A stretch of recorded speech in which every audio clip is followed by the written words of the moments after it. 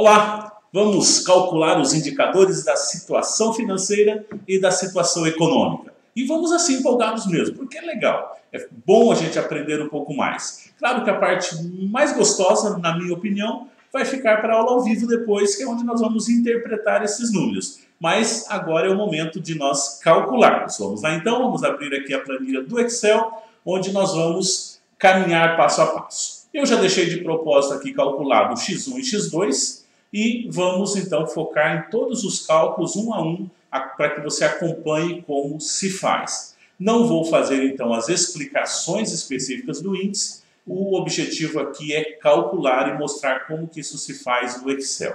Então nós temos a liquidez geral, que é o ativo circulante mais realizável a longo prazo. Realizável a longo prazo não é ativo não circulante, é só um subgrupo do ativo não circulante. E passivo circulante mais passivo não circulante. Para isso eu vou precisar abrir um parênteses para que eu possa pegar o ativo circulante mais o ativo não circulante inteiro? Não, mais o realizável a longo prazo. Aí eu tenho a parte de cima da fórmula, vou dividir esse valor pelo quê? Pelo passivo circulante mais o passivo não circulante. Fecho então a fórmula, voltando lá, está aqui ativo circulante mais ativo realizável a longo prazo, dividido, faltou um parênteses aqui, dividido pelo passivo circulante mais passivo não circulante. Dou Enter e está 1,88. Então a liquidez geral em X3 é 1,88. Liquidez corrente, ativo circulante pelo passivo circulante. Então, nesse caso, eu não preciso de parênteses, porque é simplesmente um valor dividido pelo outro. Ativo circulante dividido pelo passivo circulante. Temos, então, 2,88, que é a liquidez corrente de X3.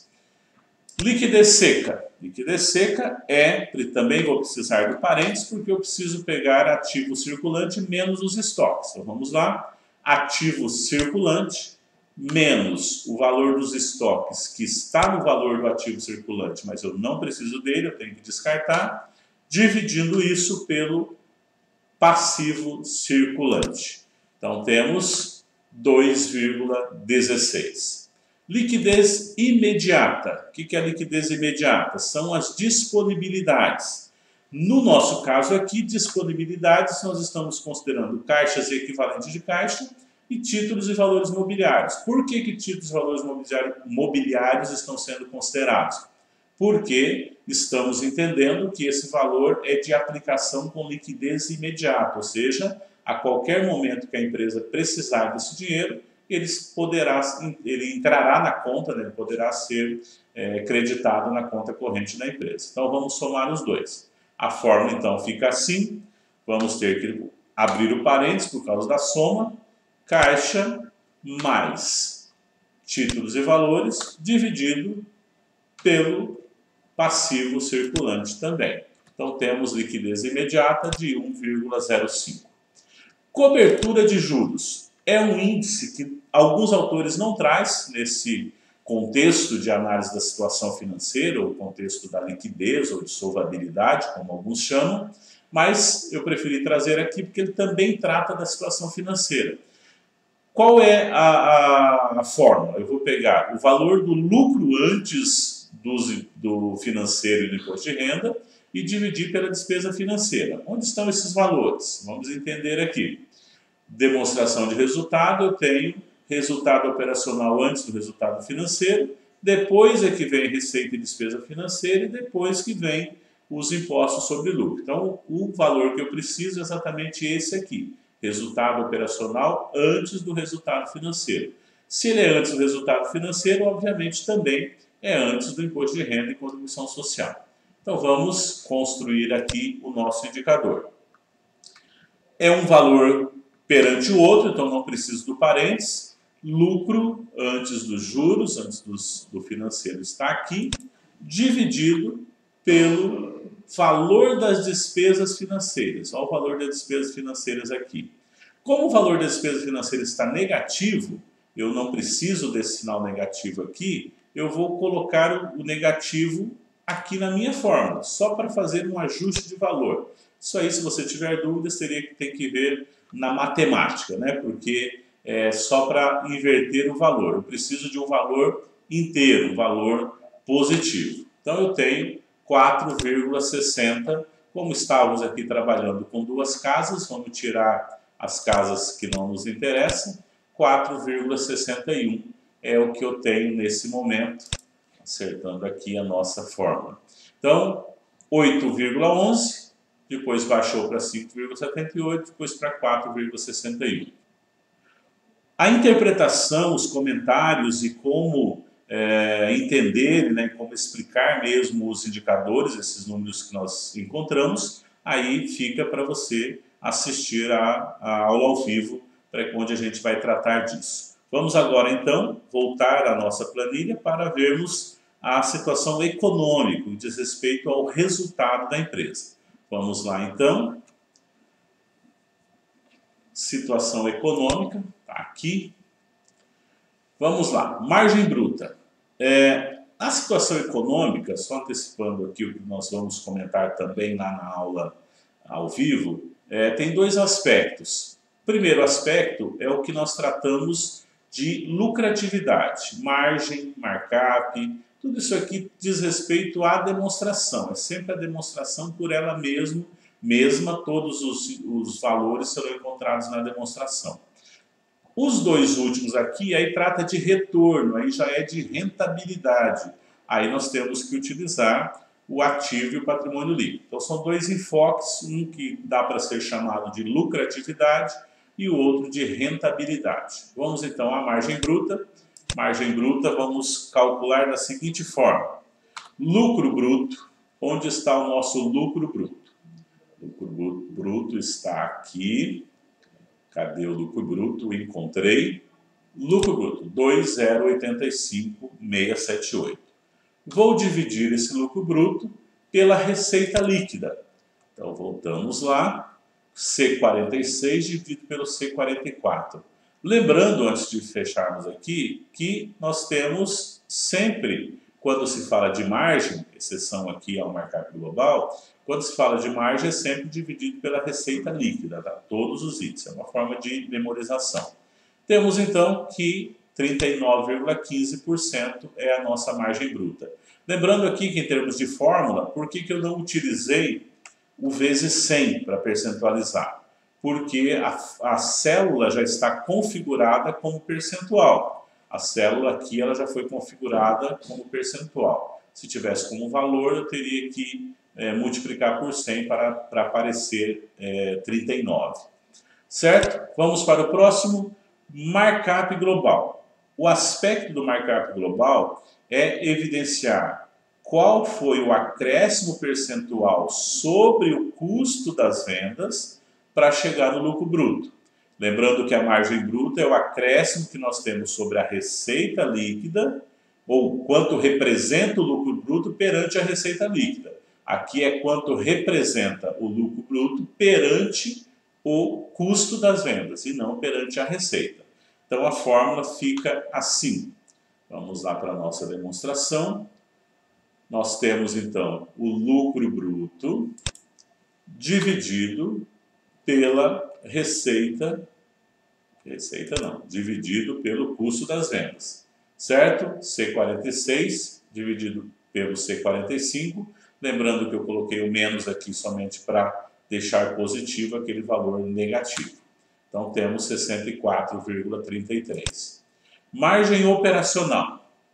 É o lucro operacional, que é aquele mesmo LAGIR que nós vimos lá na cobertura de juros, dividido pela receita líquida. Então vamos lá. Resultado antes do financeiro, que é o nosso lucro operacional, dividido pela receita líquida. Está aqui. Temos então C53 dividido pelo C44. A nossa margem operacional em X3 foi de 15,03. Lembrando que esses outros dois valores, o cálculo é exatamente igual. Você pode treinar, inclusive, aí na sua planilha. Vamos em frente, margem líquida. É o lucro líquido dividido pela receita líquida. Então, vamos lá. O lucro líquido está aqui no finalzinho, dividido pela receita líquida, que é a nossa receita aqui, nossa base para todos os cálculos de margem. C62 pelo C44, 14,72. Era 13,08, baixou um pouquinho para 13,07 e subiu de novo para 14,72. Certo? Margem do EBITDA. Bom, antes de falarmos da margem do EBITDA, nós precisamos calcular o EBITDA. O que é EBITDA? Vamos lá, está aqui o nosso cálculo. É Earning Before Interest, Taxes, Depreciation and Amortization. Não considerando muito aí a minha conversação, né, a minha pronúncia em inglês, é mais ou menos isso. Que quer dizer lucro antes dos juros, dos impostos, da depreciação e amortização. Olha só, o nosso LAGIR, que é isso aqui, nosso resultado antes do financeiro que nós estamos utilizando, já é o lucro antes dos juros e dos impostos. Então, os juros e a parte financeira está aqui, os impostos estão aqui. O que nós temos aqui que foi considerado para construir esse valor? A depreciação e a amortização. Então, nós temos que partir desse nosso resultado operacional financeiro, que é 800 aqui, é o mesmo valor que está aqui. Resultado de equivalência patrimonial nós não temos, então nós teríamos que somar ou diminuir. Se ela for receita, nós diminuímos, se ela for despesas, nós somamos. Isso para fazer com que este resultado seja ajustado. Depreciação e amortização, nós vamos somar. Por que nós vamos somar? Para chegar nos 800.604, foi deduzido, por ser uma despesa, os 22.589 de depreciação. Só que agora eu quero este resultado sem considerar essa depreciação. Bom, se para chegar nos 800 eu tive que deduzir, diminuir, considerar esse valor negativo, então eu tenho que somar. Não é porque depreciação agora, de repente, passou a ser receita ou passou a ser positivo. Não, é que eu preciso ajustar esse lucro para que ele passe a ser o EBITDA. Então eu vou somando, mesmo que foi feito aqui com os outros dois. Então, assim eu tenho o resultado, o meu EBITDA, que também é chamado de LAGIDA, né? Lucro antes dos juros, impostos, depreciação e amortização, de 823. Aí agora sim eu posso falar em margem do EBITDA. O que é a margem do EBITDA? É o valor do EBITDA, quer dizer, o novo resultado que eu tenho, dividido pela receita líquida. Então vamos lá, o meu EBITDA é 823, dividido pela receita líquida, aquela mesma que a gente já estava utilizando, de 5.328. Então nossa margem do EBITDA é 15,45 em X3. Agora então vem os dois indicadores de rentabilidade ou de remuneração dos investimentos, remuneração do capital, que é, primeiramente, retorno sobre os ativos. Normalmente, aqui eu coloquei as expressões em inglês, assim como o EBITDA, porque são as mais utilizadas. Dificilmente você vai ouvir alguém dizer retorno sobre os ativos ou retorno sobre os investimentos. Normalmente, quando se fala em índice, fala em ROA ou ROI. Mesma coisa aqui no retorno sobre o patrimônio líquido, normalmente fala-se em ROE, que é Return on Equity, que é retorno sobre o patrimônio líquido.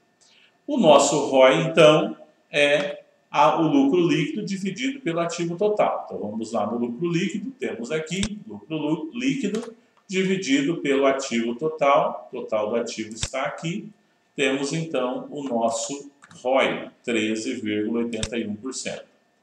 O nosso ROE é o mesmo lucro líquido dividido pelo patrimônio líquido, que é esse valor aqui.